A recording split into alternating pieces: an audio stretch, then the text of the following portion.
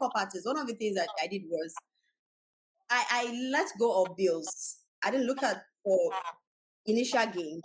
All I did was I reached out to a few people in the industry that I knew could help and I don't know why I did it. I just reached out to, I remember, God bless her, she's now a dear friend, Taya Afolabi, and the elder sister then, they own this magazine, I remember very soon now, excuse the magazine, God bless these sisters, and I remember reaching out to them and I said, you know what? I would like to do makeup for free for all your celebrities that are coming, on set. And all I need is just acknowledge that I did the job. I remember those years I worked with Timo Savage, I worked with MI, I worked with quite a lot of celebrities on that magazine.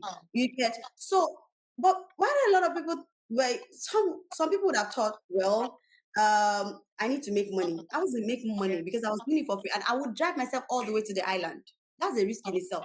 I had a studio, I had rent to pay, but I wasn't looking at it. Do you understand? But really, in no time, they weren't paying me. The celebrities weren't paying me. But you know what? Their followers that saw my job paid and more. You see, that's a risk, and it was worth it. You understand? Everyone, I'm back again. It's your girl Rutherford, and we are still talking about empowered women thriving and growing in a changing world. And my guest is Mrs. Yetunde Adedayo. So in the first episode, we talked about the challenges faced. She's a makeup artist, a photographer, an event planner, she's a school owner, and she mentioned some of the risk, she took, the challenges. And one major thing I also took notes in that first episode is that put yourself out there, you understand, keep learning, network, those things will help you. Most of the industries, they are male dominated, fine, but we women, we can thrive, we can do well in it. So this second episode, which she's just going to give us some advice and tips, to we women, especially how we can do well in male dominated industry. So once again, welcome my guest. Hey, welcome back. Once again, it's so nice to have you here. Same here. All right, so the first episode was really, really interesting, just like I did a recap earlier on. So now I just want you to share some tips, as a woman navigating male-dominated industries or fields. What strategies have you found to be effective? All right, yourself to be recognized and do well in that industry. So the thing I've come to realize is this. Let me tell you something. I don't know. See, we women are blessed when we find ourselves in a male-dominated industry, even though it's always difficult for the society. It's actually a thing with the society, not with the men. Yeah. So it's the thing is that men love women that are smart, intelligent. Now they can tell the difference. If you're coming into an industry because you feel it's just all about your beauty, your body, the wigs, and whatever, they can tell, and they will treat you that way. I'm telling you, they will come for that body. They will come for all that you have to offer.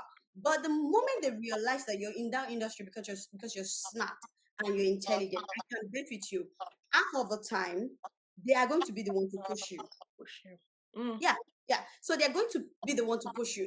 So now, when you're coming into the industry, know why you're coming into a male-dominated industry. Okay. You don't want to come off as I'm coming as a hustler.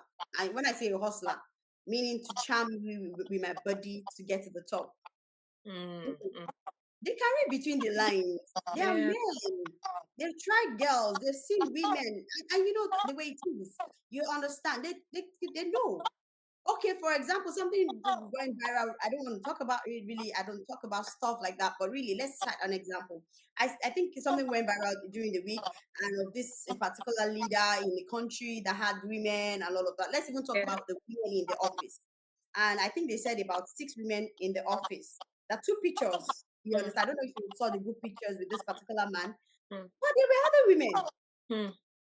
So 6. This man had his way with 6 women. But what happened to the other women? Doesn't that doesn't that ask for that, doesn't that concern anyone? So what made other women, the other six, to fall for his charm and the others Did not not. to be involved? So Yeah. when you come into a male-dominated industry, please don't come with your charm, your beauty, and think you're going to get up there. Come with your smartness and intelligence, and I bet with you, they are going to be the one to push you. Yes, yes, they'll be the one to help you get to the top. So, okay. Yes. Okay. Awesome. Then this one now, failure. Because we're always scared like of failure, Oh and dear. sometimes it can hold us back. So Hmm. how do you approach failure, and what role has it played in your journey towards self-improvement? Okay, great. Yeah. So the irony of it is this: failure has actually helped me more than my success. This is what a lot Really? of people. Yeah. So this is what a Oh, lot of people don't know.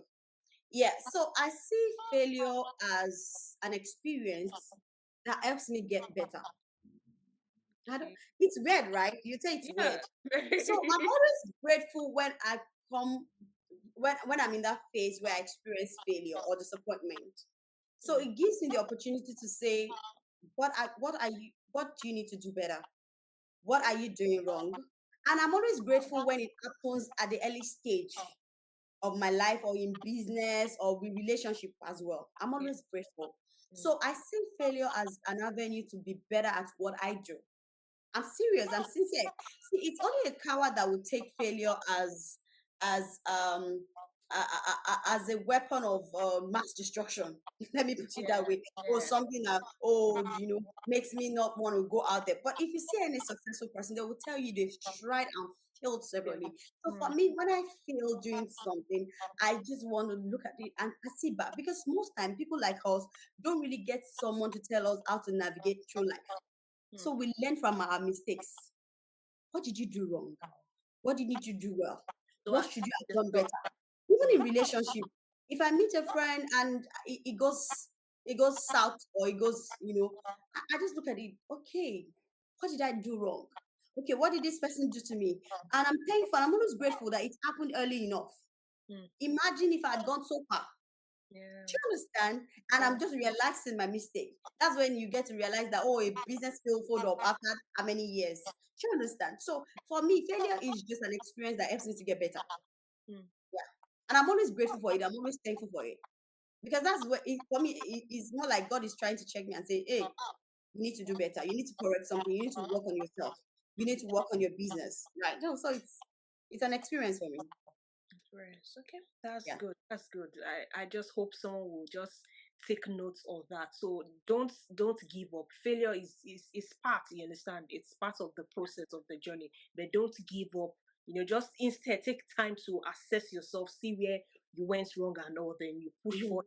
You strike back again. Yeah. Okay. So finally, what advice would you give to women who are just beginning their journey towards personal or professional development? Yeah, because we've been talking about women generally.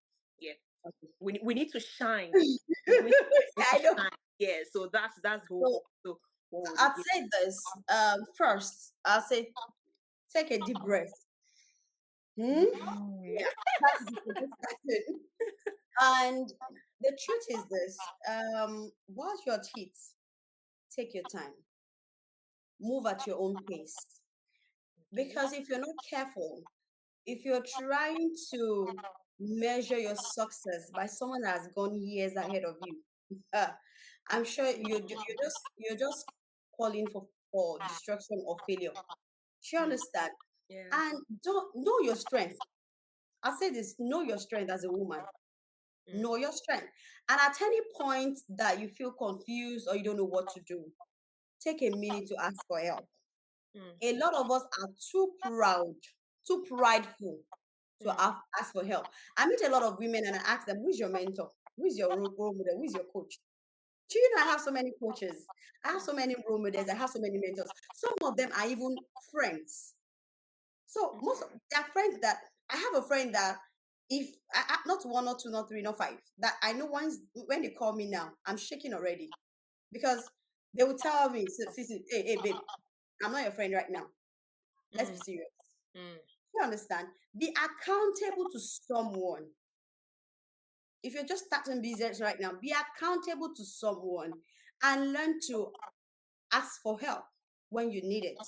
Okay. Don't be prideful. Don't be too prideful to say, hey, I don't want someone to look down on me. Who is looking down on you? Then you're not ready to grow. And please learn. You cannot exhaust that space. There is always something to learn. There's always something to learn. There is always something, no matter how small. Please keep learning. Keep learning. And always note that at some point in this business you're doing, it calls for transition. That Okay. is one mistake people do. I've seen people do fashion business for years, 30 years. I've seen people who own a salon for years and they're still doing it the same way they're doing it 20 years ago, 30 years ago. Every Mm, business calls for transition. mm, No business is an island. mm, Know when to transit into something else. We are in the age of AI now. How are fashion designers, how are what's it called? How are makeup artists using AI to their benefit? You see?